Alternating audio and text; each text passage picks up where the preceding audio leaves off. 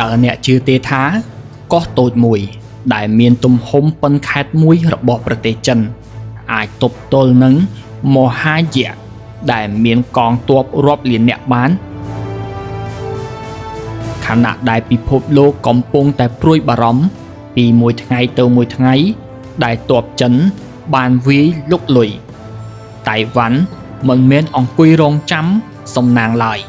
ពួកគេបានកសាងកោះនេះទាំងមូលឲ្យคล้ายទៅជាក្មេងទំនើងដែលមានបន្លាពេញខ្លួនប៉ុន្តែមុននឹងយើងទៅមើលគ្រឿងសព្វាវុធរបស់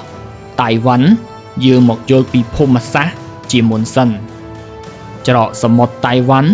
មិនមែនជាផ្លូវទឹកធម្មតាទេវាគឺជាច្រកទ្វារនរកដែលមានចម្ងាយជាង180គីឡូម៉ែត្រនិងមានរលកខ្លាំងដែលជាឧបសគ្គដ៏ធំបំផុតសម្រាប់កងទ័ពជើងទឹករបស់ចិនខាងក្រោមនេះគឺជាយុទ្ធសាស្ត្រនិងគ្រឿងសព្វាវុធរបស់កោះតៃវ៉ាន់ទោះបីជាតៃវ៉ាន់ដឹងខ្លួនយ៉ាងច្បាស់ថាពួកគេមិនអាចឈ្នះចិនតាមបែបសមរភូមិផ្ទាល់បានឡើយដូច្នេះគេប្រើយុទ្ធសាស្ត្របន្លាគឺប្រើបច្ចេកវិទ្យាមីស៊ីលកុំតិចនាវានេះគឺជាមោទនភាពរបស់តៃវ៉ាន់ដែលប្រើមីស៊ីលហោះក្នុងរបឿនលឿនម៉ាច់ស៊េរីលឿនជាងសំឡេង3ដងអ្វីដែលពិសេសនោះគឺវាបំពាក់ប្រព័ន្ធនាំផ្លូវឆ្លាតវៃបំផុតដែលអាចបញ្ជារ៉ាដានាវាចម្បាំងរបស់ប្រទេសចិនតៃវ៉ាន់បានដាក់ពង្រាយមីស៊ីលនេះនៅលើឡានចល័តលាក់ខ្លួនក្នុងព្រៃនិងក្នុងរូងភ្នំដែលធ្វើឲ្យចិនមិនអាចកំទេចដោយការទម្លាក់គ្រាប់បែកបានឡើយតៃវ៉ាន់មានមហាកំពែងការពារមេឃតៃវ៉ាន់មានដងស៊ីតេមីស៊ីលការពារអាកាសក្រាស់បំផុតនៅលើលោកក្រៅពីប្រព័ន្ធ Patriot PAC3 ពួកគេក៏មានទៀនកុងស្រី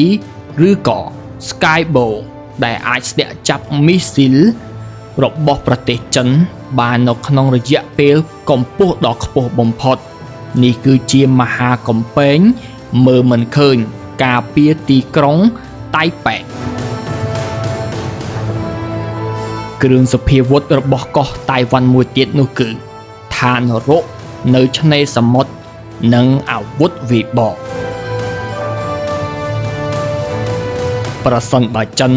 អាចឆ្លងផុតសមុទ្របានតើពួកគេនឹងជួបឋាននរកនៅលើគោកនេះសុទ្ធតែគ្រឿងសព្វាវុធរបស់កោះតៃវ៉ាន់ដែលទំនើបបំផុតនោះគឺ M1A2 5យុទ្ធក្រោះនេះត្រូវបានរចនាឡើងដើម្បីកំទេចអ្វីគ្រប់យ៉ាងដែលហែកជើងឡើងលើច្រាំងសមុទ្របានជាមួយនឹងថែបដែកដែលចិនពិបាកនឹងបាញ់ធ្លាយវាគឺជាជញ្ជាំងដែកនៅតាមឆ្នេរសមុទ្រដែលចិនមិនអាចឡើងគោកបានចំណែកឯគ្រឿងសព្វាវុធទី2នោះគឺ F16V Viper នេះគឺជាអន្ត្រីដែកដែលបំពាក់រ៉ាដា AESS ទំនើបបំផុតដែលវាអាចចាប់គោលដៅយន្តហោះរបស់ប្រទេសចិនបានពីចម្ងាយមុនពេលដែលសត្រូវមិនទាន់ដឹងខ្លួនគ្រឿងសព្វាវុធមួយទៀតនោះគឺ HIMARS Engine Film តៃវ៉ាន់មិនត្រឹមតែការពារនោះទេពួកគេមានសមត្ថភាពវាយបកយ៉ាងរហ័សមីស៊ីលយ៉ាមហ្វីមអាចបានចម្ងាយ 2000 គីឡូម៉ែត្រនេះគឺជាចម្ងាយដែលវែងបំផុតវាអាចហោះទៅដល់ទីក្រុងសៀងហៃឬប៉េកាំងតៃវ៉ាន់ចង់ផ្ញើសារថាអ្នកណាកំទេចយើងក៏កំទេចមជ្ឈមណ្ឌលសេដ្ឋកិច្ចរបស់អ្នកនោះបានដូចគ្នាហេតុផលដែលពិបាកមួយទៀតនោះគឺសង្គ្រាមអេឡិចត្រូនិកតៃវ៉ាន់គឺជាមជ្ឈមណ្ឌលបន្ទះឈីបរបស់ពិភពលោកនេះគឺជាអាវុធសេដ្ឋកិច្ចដែលហៅថា Silk Road សង្គ្រាម Cyber និង AI តៃវ៉ាន់មានសមត្ថភាពវាយប្រហារទៅក្នុងប្រព័ន្ធបញ្ជារបស់ចិន ដើម្បីការពារការរំខានដល់ការតាក់ទងមុននឹងសង្គ្រាមផ្ទុះឡើងពិភពលោក Digital នឹងត្រូវវាយលុកមុនគេចំណែកឯយុទ្ធសាស្ត្រដ្រូនអតិឃាតតៃវ៉ាន់កំពុងតែផលិតដ្រូនរាប់ម៉ឺនគ្រឿងក្នុងសង្គ្រាមសម័យថ្មីមិនមែនអ្នកណាមានទាហានច្រើនអ្នកនោះគឺជាអ្នកឈ្នះនោះទេប៉ុន្តែអ្នកណាដែលគ្រប់គ្រងបច្ចេកវិទ្យាទំនើបបានដូចជាដ្រូនតូចៗទាំងនេះហើយការសម្រុកចូលប្រហារនាវាដឹកជញ្ជូនទ័ពចិនក្នុងតម្លៃថោកបំផុតប៉ុន្តែមានប្រសិទ្ធភាពដ៏សែនមហិមាប្រិមិត្តចាំបានអត់សមរភូមិដំបូង24ម៉ោងតើមានអ្វីកើតឡើងនៅក្នុងថ្ងៃដំបូងនោះគឺមីស៊ីលរាប់ពាន់គ្រាប់បានហោះកាត់មេឃតៃវ៉ាន់បានប្រើប្រព័ន្ធការពារអាកាសរបស់ខ្លួនដល់កម្រិតនិងរងចាំជំនួយពីអាមេរិកគឺជាចំណុចស្លាប់រស់របស់ខ្លួន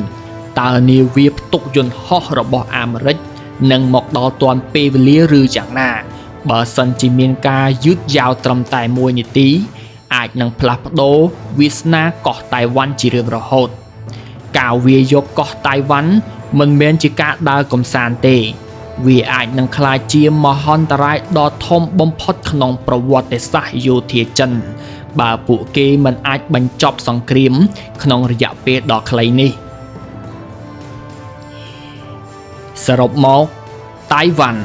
មិនមែនជាចំណីដ៏ងាយស្រួលហូបឡើយចិនអាចមានកងទ័ពច្រើនប៉ុន្តែការវាយលុកកោះដែលមានដែនការពារខ្ពស់នេះនិងបច្ចេកវិទ្យាទំនើបបែបនេះនឹងត្រូវចំណាយតម្លៃដ៏ធំមហិមាទាំងសេដ្ឋកិច្ចនិងអាយុជីវិតមនុស្សយុទ្ធសាស្ត្របន្លាមិនមែនបង្កើតឡើងដើម្បីឈ្នះសង្គ្រាមទាំងស្រុងទេប៉ុន្តែ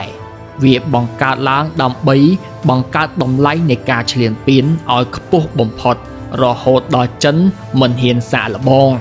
តើអ្នកយល់ថាតៃវ៉ាន់ពិតជាអាចទប់ទល់បានយូរមែនដែរឬទេសូមបញ្ចេញមតិយោបល់ខាងក្រោមនេះនិងកុំភ្លេចចុច Subscribe ដើម្បីតាមដានព័ត៌មានយោធាស៊ីជម្រៅបន្ថែមទៀតសូមអរគុណ